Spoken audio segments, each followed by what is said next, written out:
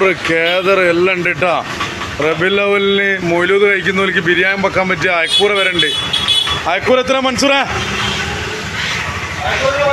എത്ര? 560 റുപ്യക്ക് അയക്കൂറ കൊടുക്കും കേട്ടോ. അയക്കൂറ 560 റുപ്യക്ക് കൊടുക്കും. എല്ലാ ഐറ്റം ഉണ്ട് കേട്ടോ.